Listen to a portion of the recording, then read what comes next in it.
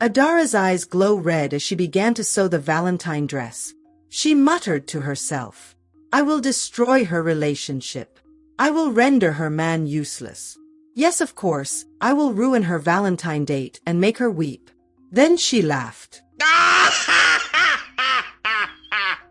A devilish laughter that can wake a dead corpse. This is how it all began. Adara was famous for designing the most beautiful dresses. Celebrities, rich women, and important people always came to her. They often gather up in her grand studio to patronize her. Most of her designs had quickly gone viral across all social platforms. She was a guru in the fashion world and the most talked about, earning multiple awards in the fashion industry for her stunning innovations. But Adara had a problem. She was a chronic loner. A virgin at 36. She had multiple staff but no friends. No lover. No one to care for her, and no one she cared for. There was a time a popular Nigerian female DJ Burst Speakers came with her white friend. Adara stared at them and smiled with envy. Deep inside, she wished she could be like DJ Burst Speakers and all the young beautiful girls who had love in their lives. The sight of them laughing, holding hands with their man, and wearing their pretty dresses made her heart burn with jealousy. Just the day before, she saw popular Big Brother Naija stars, Anika Vera and Fabian holding hands and laughing happily as they left her grand studio. Adara stared at them with a burning and dangerous jealousy. Whenever a young, beautiful girl in love came to her for a dress, something inside her turned dark. She would smile sweetly and accept the order. But as she sewed the dress, Adara's eyes suddenly glow red. She whispered words only she understood. The moment the girl wore the dress, something bad would happen. Either she run mad, die mysteriously, or they suddenly disappear into thin air. Nobody ever suspected Adara. There was a very beautiful girl named Bella. She was a high school student.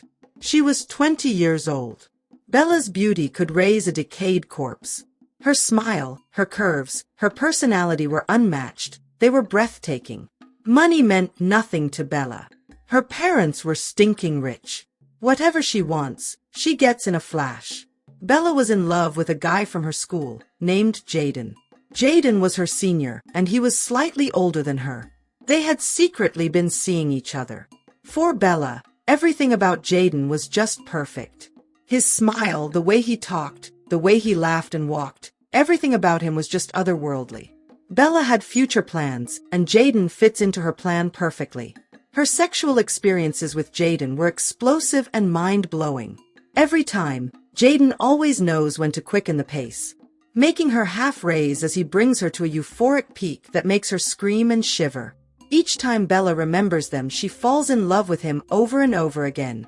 Valentine was fast approaching, and Bella needed a new dress for her date with Jaden. She had promised Jaden, this Valentine will be different. She had promised to make it a day to remember. So, one bright afternoon, as she was returning from school, she approached Adara's shop. She had yearned for a dress designed by Adara. Her friends always talked about how her designs were slick and professional. And for Bella, it is either the best or nothing. She needed a modern dress badly, and this was the perfect time to have it. The entrance of the female section of the studio was filled with people, and because Bella was young, full of life, and breathtakingly beautiful with smooth caramel skin, big brown eyes, and a smile that could melt hearts, she quickly gained entrance without any hassle. Bella headed straight into Adara's special and personal space, ignoring her staff. Bella opened the door. "Good morning, ma'am," she greeted cheerfully and stood in the doorway. Adara turned around. The moment she saw Bella, her heart tightened. She knew a rich girl in love when she saw one. And something tells her this is not the type of girl to push around or redirect to her staff. This girl was wealthy. This is young money talking to her. A young money in love. "You seem to be very busy, or should I go back and wait?" Bella asked with a smile because she noticed Adara's stare. "Good morning, dear." "No, come in please," Adara replied with a smile, composing herself. "How can I help you?" "Please have a sit." "Thank you." Bella grunted as she sat down. "I need a Valentine dress." "A very special one," Bella said, her eyes sparkling. "Valentine's Day is coming, and I have a date with my boyfriend. It has to be perfect." Adara's smile did not waver. but inside, she was boiling. She hated this part. Another beautiful girl, another love story. "Ah, young love," Adara said softly. "Come, let me show you some designs." Bella followed her, excited. They walked through a corridor and entered a room filled with raw fashion material. Bella picked a red silk material with tiny diamonds sewn into it. It was stunning. "This one," Bella said, holding the dress close to her chest. "I want this." Adara nodded. "It will cost you 150 million naira, ma'am, and it will be ready in just 3 days before Valentine." Bella ignored the price. She clapped her hands happily. "Thank you so much. You're the best. The money will be sent to your bank account immediately. I shall return to pick it up." Adara looked at her admiringly and said to her, "You are very beautiful." Bella giggled excitedly. "Thank you." She replied, "Let me have your measurement." Adara measured her carefully, and when she was through, she sent her away. As Bella walked out of the studio, Adara's eyes darkened.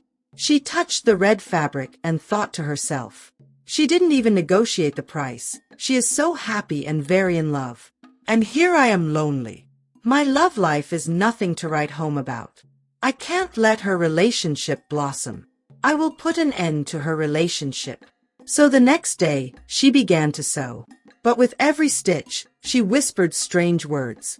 A green light radiated from Adara's eyes, then the light turned red as jealousy overcame her again. She was casting a spell of heartbreak. The spirit who had possessed Adara was a very old and jealous spirit. She was 709 years old, and she controlled Adara. Spiritually, Adara was very old. 3 days later, Bella returned, eager to collect her dress. She wore the dress and exclaimed, "It's perfect!" Bella gasped, running her fingers over the soft fabric. "Did you receive the money?" she asked. "Yes, we did. The dress will make you the most beautiful girl at your date," Adara replied, her lips curling into a sly smile. Bella took the dress and left the studio. She walked towards her car, parked outside the studio, her heart fluttering with joy. On Valentine's Day, Bella got dressed and looked at herself in the mirror. The dress fit her like a dream. It sparkled under the light, hugging her curves in the right places. She was a vision. She met her boyfriend, Jaden, at a fancy restaurant. Jaden's eyes widened when he saw her. "You look, wow," he whispered. Bella blushed. "You like it?" "I love it," he said, holding her hand. They laughed, ate, and held hands. It was perfect. Until suddenly, Jaden's face changed. "Bella," he said, frowning. "Who is that?" Bella looked up. A tall, stunning girl walked into the restaurant. Jaden stared at her, mesmerized. Bella felt a strange tightness in her chest. "Jaden," she said softly. But Jaden wasn't listening. He stood up and walked towards the girl. Bella's heart pounded. "Jaden," she called again. Jaden ignored her.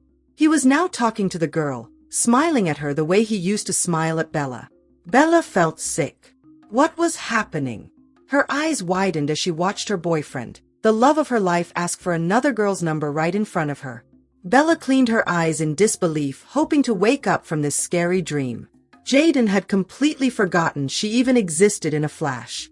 Bella ran out of the restaurant, crying. She didn't understand. Just yesterday, Jaden had told her she was the love of his life. How could he suddenly not care? How could he do this to her?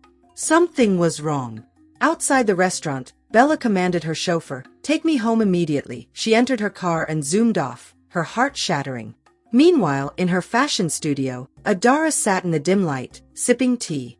She was alone as usual. The studio was deserted as she had closed for the day. She had been expecting this. The spell had worked. She smiled to herself. A very deadly and evil smile. Another beautiful, rich, spoiled brat had tasted the pain she lived with every day. She began to sing. Her voice, off-key. Edon cast, last everybody will chop breakfast. It's time to say bye-bye, oh. She laughed and sipped her tea. Then her eyes began to radiate as she burst into a deafening laughter that echoed through the studio.